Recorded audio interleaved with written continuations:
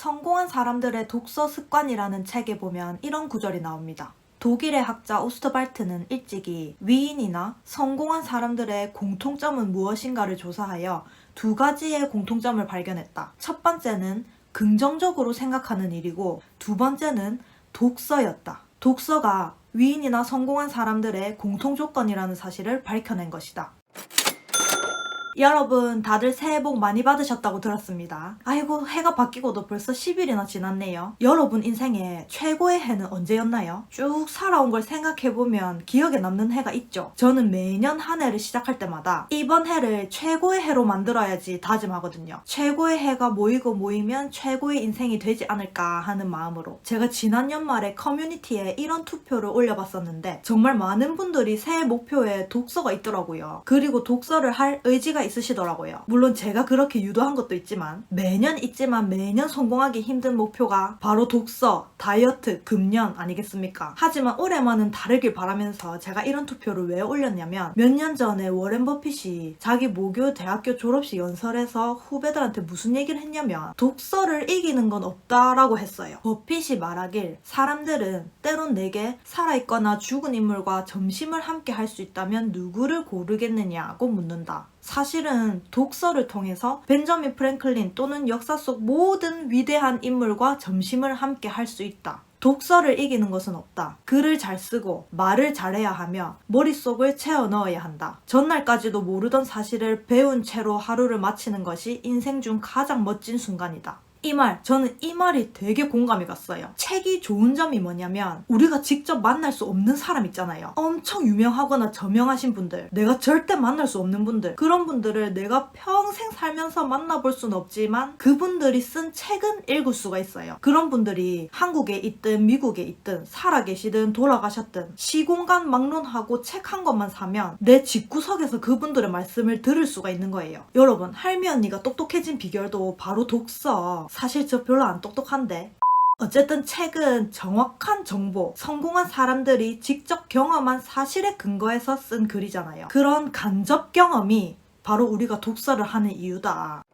제가 최근에는 우종영 작가님의 나는 나무에게 인생을 배웠다 라는 책을 읽었어요. 이 책의 저자는 30년간 나무를 돌봐온 나무 의사인데 그 긴 세월 동안 나무와 함께 하면서 나무로부터 배운 인생 수업을 담은 책이에요. 그러니까 30년은 무슨 3년도 나무를 돌봐본 적이 없는 제가 30년 이상 나무와 함께한 작가님의 그런 진귀한 인생을 간접 경험한 거죠. 저는 취미가 등산이고 산을 좋아하고 하지만 나무에 대해서는 잘 몰랐어요. 나무는 한 자리에 우직하게 있는 버팀목 같은 생명체? 그래서 그냥 수동적인 늘 변함이 없는 존재라고 생각했어요. 근데 이 책을 읽어보니까 그게 아니더라고요. 여러분, 나무가 진짜 바빠요. 주변 환경에 가장 민감하게 반응하는 게 나무고 그런 변화를 빠르게 받아들일 줄 아는 게 바로 나무더라고요. 그러고 보면 나무는 지구상에 현존하는 가장 오래된 생명체인데 우리 인간은 길어봤자 꼴랑 100년을 살기도 힘들잖아요. 그러니까 나무에게서 다양한 삶의 지혜를 배울 수밖에 없는 거죠. 인간은 작은 유혹에도 마음이 흔들리고 시련 앞에 맥없이 무너지는 약한 존재다. 그러니 흔들리지 않으려 너무 애쓰기보다는 오히려 흔들리며 사는 법을 배우는 것이 현명할지 모른다. 힘을 빼고 세월의 흐름에 온몸을 맡겨보는 것. 바닷가 폭우에서 거친 바람을 맞으며 살아가는 팽나무처럼 말이다.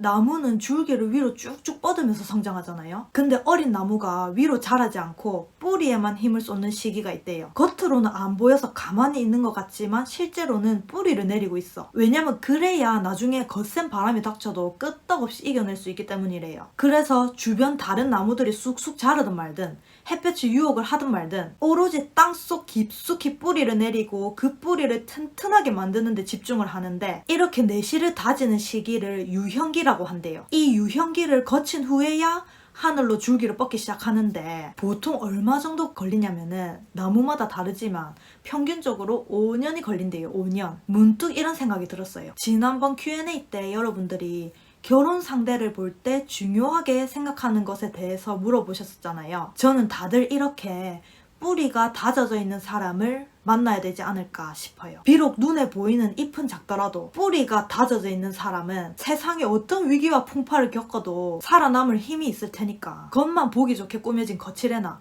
실속 없이 겉으로만 있어 보이려는 허세가 있는 사람보다 내실이 꽉 찬 사람, 그런 사람을 만나야겠다. 그러려면 나도 그런 사람이 되어야 한다.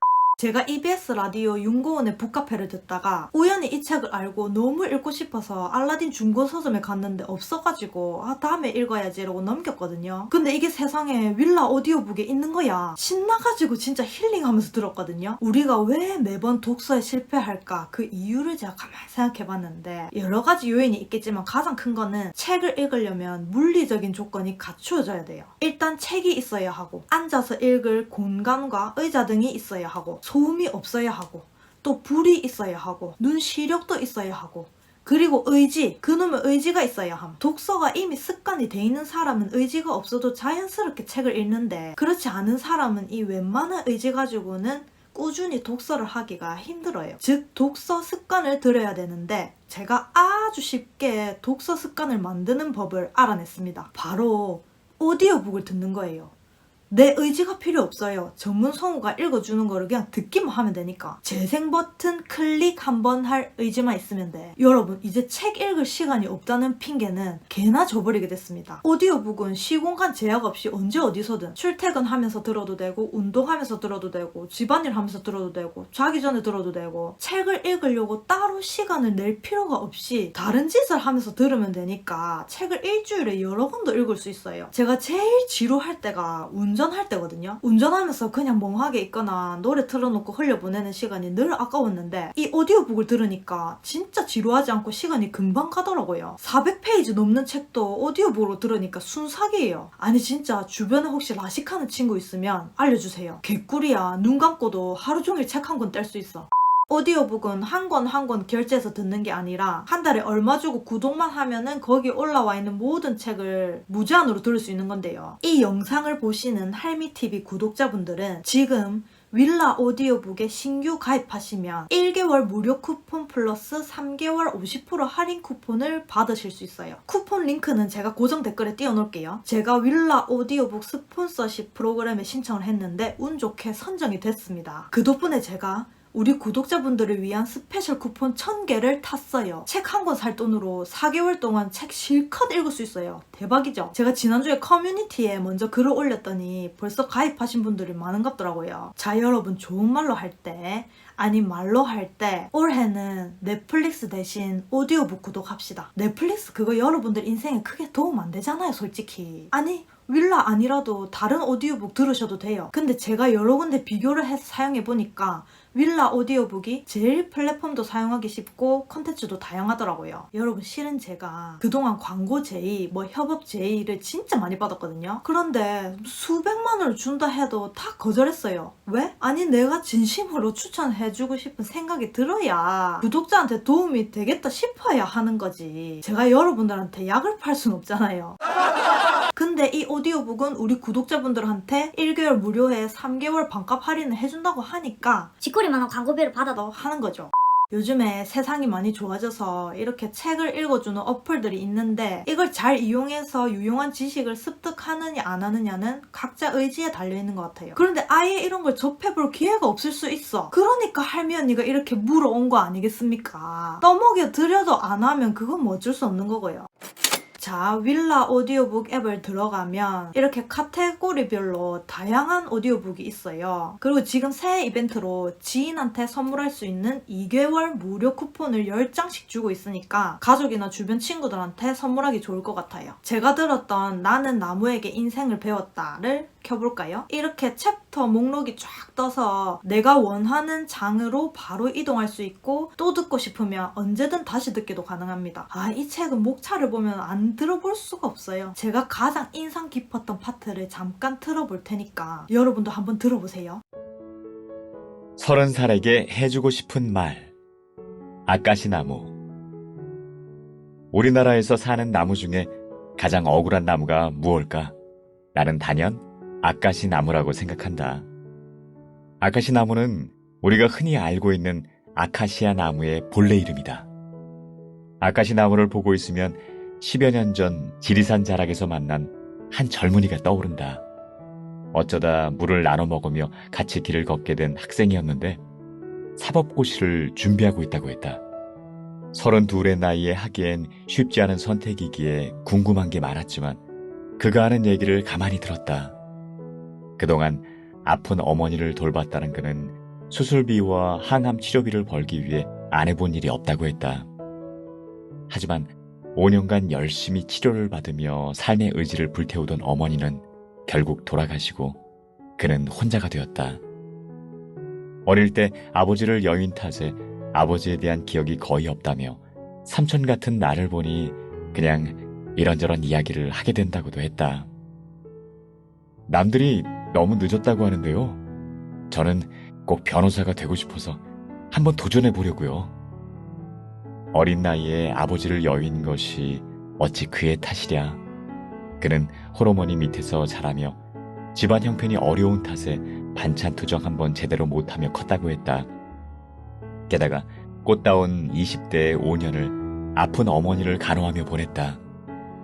하지만 그는 누구도 원망하지 않았다. 나 같으면 세상이 원망스럽고 사람들도 미웠을 텐데. 너무 억울해서 비뚤어지고 싶은 유혹도 컸을 텐데. 그는 참으로 씩씩했다. 오히려 부끄러운 건 나였다. 군대를 마치고 먼 중동 땅까지 건너가 농사자금을 마련했지만 3년 만에 사업이 쫄딱 망했을 때 나는 참 많이 세상을 원망했더랬다. 내가 세상 물정을 몰라 망했는데도 나는 모든 걸 세상 탓으로 돌렸다. 물론 그렇다고 나아지는 건 하나도 없었다. 빈털터리가 되어 1년을 방황하다 문득 깨달았다. 아무리 세상을 원망해 본들 내가 무엇이든 하지 않으면 아무것도 바뀌지 않는다는 것을 말이다. 누구도 내 인생을 대신 살아주지 않는다. 그렇다면 남은 것은 하나. 세상이 뭘 하든 사람들이 뭘 하든 내 갈 길을 가는 것이다.